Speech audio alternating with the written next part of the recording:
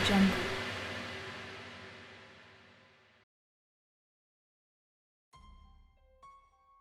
अस्सलाम वालेकुम प्यारे दोस्तों, जुल्फी नॉलेज लाइन में खुश आमदीद। गाजी एपिसोड 7।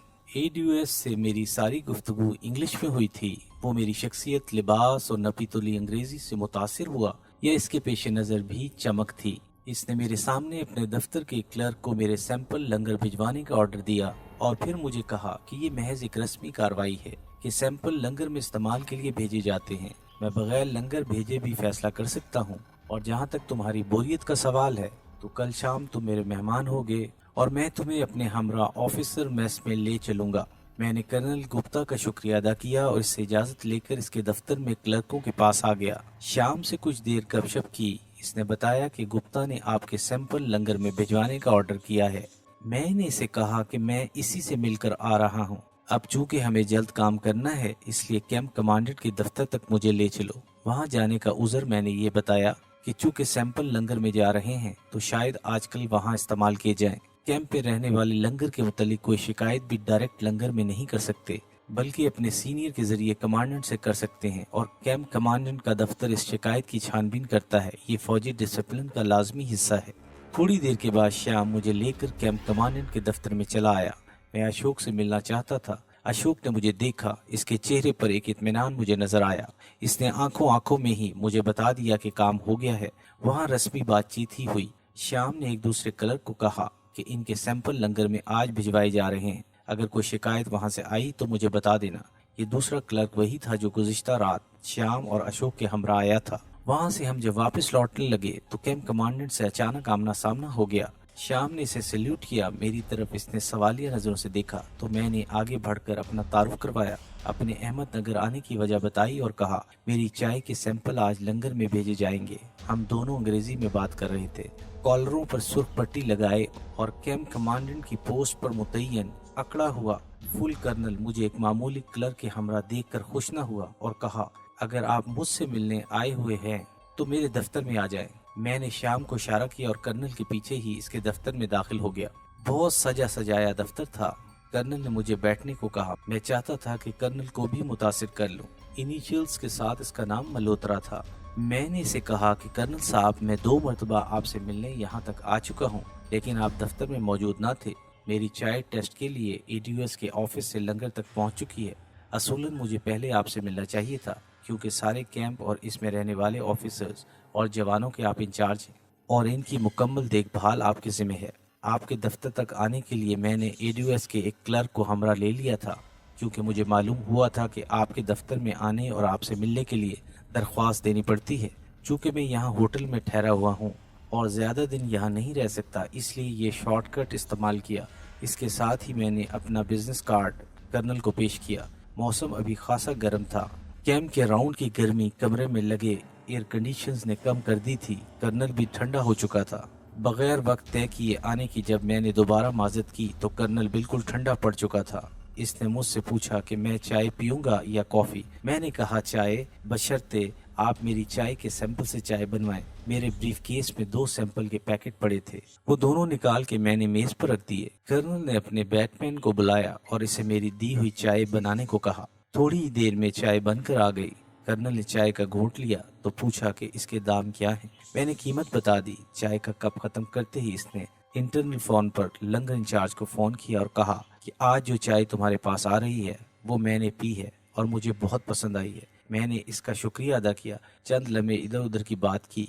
फिर मैंने इससे इजाजत चाही और चलते चलते कहा कि कल मैं कर्नल गुप्ता के हमरा ऑफिसर मेस में आ रहा हूँ। उम्मीद है वहाँ आपसे मुलाकात होगी। कर्नल मल्होत्रा ने अस्बात में सर हिलाया और मुस्कुराते हुए कहा, young man, you look like an officer to try to remain among officers. मैंने दोबारा इसका शुक्रिया अदा किया।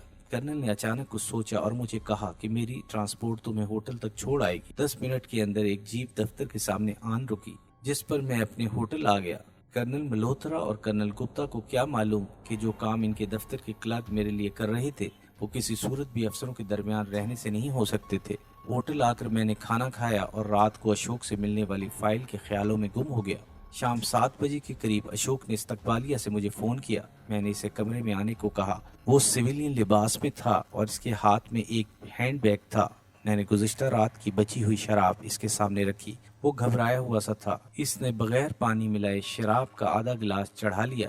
ہینڈ بیگ کھول کر اس نے 2 فائلیں نکال کر مجھے دیں اور کہا کہ ایک فائل میں گزشتہ 8 ماہ میں آنے والی ریجمنٹوں اور ٹریننگ کے بعد ان کے واپس جانے کی تفصیل موجود ہے، اور دوسری فائل میں ہر ریجمنٹ کے ٹریننگ لینے والے جوانوں اور افسران کے نام درج ہیں۔ اس نے میری آنکھوں میں گہرائی تک جھانکتے ہوئے کہا، ان 2 فائلوں سے جو معلومات پر اس نے خاصا زور دے کر کہا بھی چاہیے حاصل کر سکتے ہیں۔ میں یہ فائلیں ایک کلرک کی الماری سے چرا کر لایا ہوں۔ میں اب جاتا ہوں اور صبح 7 بجے سے پہلے یہاں آ کر یہ فائلیں آپ سے لے جاؤں گا۔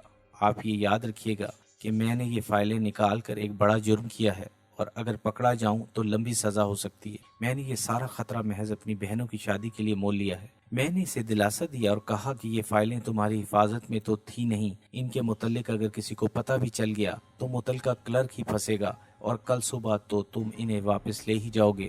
میں نے اسے 2000 روپے اور دے دیے اور کہا کہ جلد از جلد اس کے لیے روپے کا انتظام کروں گا۔ اشوک نے باقی شراب بھی گلاس میں انڈیلی اور گٹا گٹ پی گیا۔ اتنی پینے کے باوجود وہ گھبرایا ہوا تھا۔ اس نے ہینڈ بیگ وہیں چھوڑا اور صبح 7 بجے آنے کا کہہ کر واپس چلا گیا۔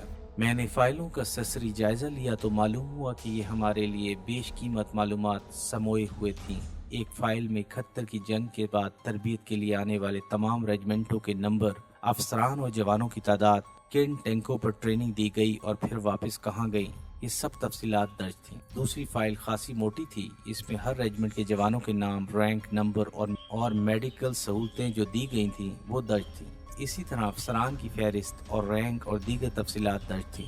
فائلیں دیکھنے کے بعد مجھے احساس ہوا کہ وہ کتنی اہم تھیں۔ میں نے فوری فیصلہ کیا کہ بجائے ان فائلوں کی تفصیلات نقل کرنے کے، کیوں نہ یہ دونوں فائلیں ہی پاکستان بھجوا دوں۔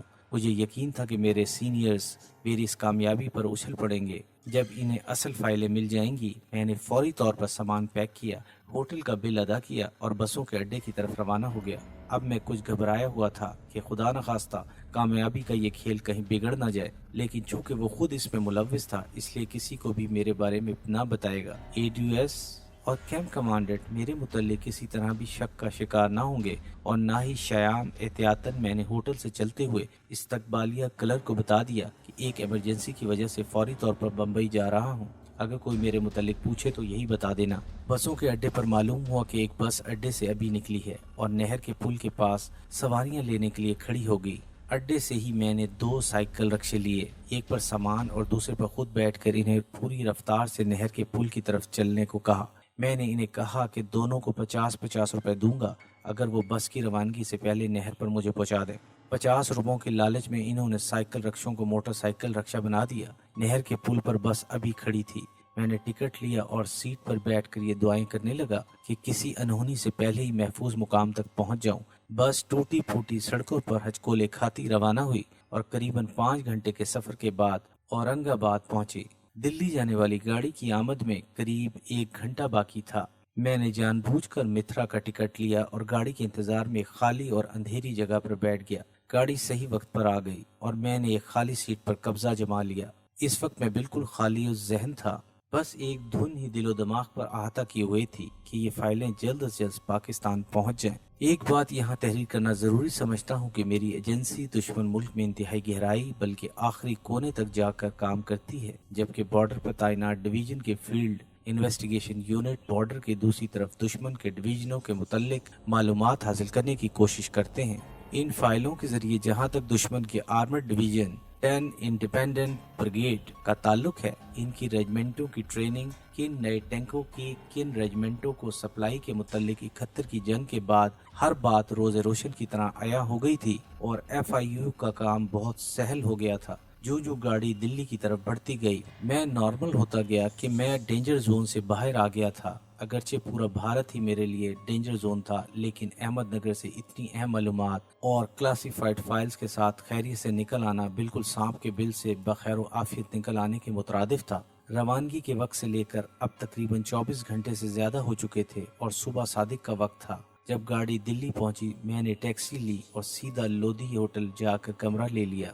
دن چڑھے تک سوتا رہا، پھر ناشتہ وغیرہ کر کے کارونیشن ہوٹل فون کیا۔ ٹرانسمیٹر والے ساتھی کو شام کے 4 بجے کناٹ پیلس کے ایک ریسٹورانٹ میں ملنے کو کہا۔ باقی ساتھیوں کی خیریت اس لیے فون پر نہ پوچھی کہ ہوٹل میں وہ اجنبیوں کی صورت میں ٹھہرے ہوئے تھے، صرف یہ پوچھا کہ اور سب ٹھیک ہیں، اور اس نے کہا ہاں۔ مجھے اشوک کا بار بار خیال آتا تھا کہ اپنی کتنی مجبوری کے باعث اس نے خطرہ مول لیا، اور اگر اس کے افسران کو اس کی حرکت کا پتہ چل گیا تو اس کا کیا حشر ہوگا۔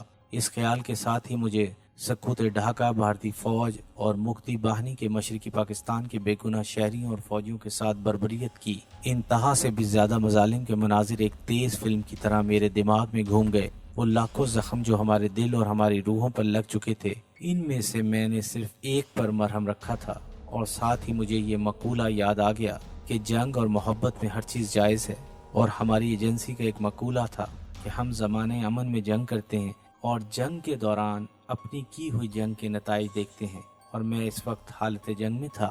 شام کو جب میں ریسٹورانٹ پہنچا تو ٹرانسمیٹر والا ساتھی پہلے سے ہی موجود تھا۔ میں نے مختصراً اسے بتایا کہ میں اپنے مشن سے کامیاب لوٹا ہوں۔ میں نے باقی ساتھیوں کے متعلق پوچھا تو اس نے کہا کہ آپ کی غیر موجودگی میں ہم نے کئی مفید معلومات اکٹھی کی ہیں، جن کے متعلق ہم سب آپ کو اپنی کارکردگی کے بارے میں بتانا چاہتے ہیں۔ میں نے اسے کہا کہ باقی تینوں اور تم اگلے روز ٹھیک اسی وقت اسی ریسٹورانٹ میں آ جانا۔ اس وقت تو سب سے ضروری اور اہم کام یہ ہے کہ ٹرانسمیٹر پر پیغام بھیجنا ہے۔ کیا تم نے اپنے ہوٹل سے ٹرانسمیٹر پر آزمائشی رابطے کی کوشش کی ہے؟ اس نے اس بات میں جواب دیا۔ تو میں نے اسے کہا کہ ابھی ہوٹل چلو، میں پیغام لکھ کر دیتا ہوں، اسے میرے سامنے ٹرانسمٹ کرو۔ ہم دونوں اکٹھے کارونیشن ہوٹل پہنچے۔ باقی ساتھیوں کو پتہ بھی نہ چلا اور ہم ٹرانسمیٹر والے کمرے میں داخل ہو گئے۔ کمرہ احتیاط سے بند کیا۔ یہ کمرہ ہوٹل میں دوسری منزل پر کونے میں تھا۔ ہم نے کھڑکیاں کھول دیں۔ میرے ساتھی نے ٹرانسمیٹر نکالا اور کمرے کی بجلی سے اسے چالو کرنے لگا۔ میں نے پیغام لکھا کہ اشد ضروری علاوہ ڈاک کے 2 انتہائی اہم فائل بھیجنا ہے، ایک کے بجائے 2 کوریئر بھیجیں۔ مجھ سے صرف پہلے والا کوریئر ہی ملے، جبکہ دوسرا نیا اس کی نگرانی کرے۔ جب یہ پیغام دیا گیا اور جواب پیغام موصول ہوا بھی مل گیا تو مجھے تسلی ہوئی۔ اس دوران میں ایک نہیں 10 خفیہ پیغامات پاکستان بھیجے۔ ہر ایک کے لیے مختلف کوڈ ورڈ تھا اور جواب بھی۔ ہر ایک کو خفیہ کوڈ جو ہر ٹرانسمیٹر کے لیے مختلف تھا بتا دیا جاتا تھا۔ شاید پہلے بھی کہیں تحریر کر چکا ہوں کہ انتہائی ضرورت اور ایمرجنسی کے لیے ٹرانسمیٹر استعمال کرنے کی اجازت تھی، اور بہت ہی تھوڑے وقت کے لیے۔ بھارتی ایجنسیوں کو بھی علم تھا کہ پاکستان سے بھارت پیغامات ٹرانسمٹ ہوتے ہیں، انہیں شاید ہماری 1-2 فریکوینسیز تک رسائی بھی ہو چکی تھی، اس لیے ٹرانسمیٹر کے استعمال میں انتہائی احتیاط برتنی لازمی تھی۔ بھارت کے پاس ایسے آلات تھے جن سے ٹرانسمیٹر کے محل و وقوع کا پتہ چلایا جا سکتا تھا۔ پیغام بھیجنے کے بعد میں اسی ریسٹورانٹ میں آ گیا اور ٹرانسمیٹر والے ساتھی کو کہا کہ آدھے گھنٹے میں وہ باقی تینوں کو بھی وہیں پہنچنے کا کہہ دے۔ اس نے مجھے بتایا کہ ہم چاروں ہوٹل میں مختلف کاروباری لوگوں کی حیثیت سے ٹھہرے ہوئے ڈائننگ ہال میں ایک دوسرے سے متعارف ہو چکے ہیں، اور یہ تعارف کچھ دوستانہ رنگ میں بدل کر ہم نہ صرف لابی اور ریسٹورانٹ میں ملتے ہیں بلکہ چند منٹ کا وقفہ دے کر باہر بھی اکٹھے جاتے ہیں۔ آدھ پون گھنٹے میں ہم پانچوں کناٹ پیلس کے ایک ریسٹورانٹ میں اکٹھے ہوئے۔ سب سے پہلے تو میں نے انہیں مختصراً بتایا کہ میں اپنے مشن میں کامیابی حاصل کر کے لوٹا ہوں۔ پھر میں نے ٹرانسمیٹر والے ساتھی سے گروپ لیڈر کا چارج واپس لیا اور انہیں کہا کہ میری غیر موجودگی میں اپنی کارکردگی مجھے بتائیں۔ سب سے بڑی خبر جو انہوں نے بتائی وہ یہ تھی کہ محلہ فراش خانہ پرانی دہلی میں انہوں نے ایک 3 کمرے کا مکان تلاش کیا ہے جو ایک مسلمان کی ملکیت ہے، اور اس 2 منزلہ مکان کی دوسری منزل کرائے کے لیے خالی ہے۔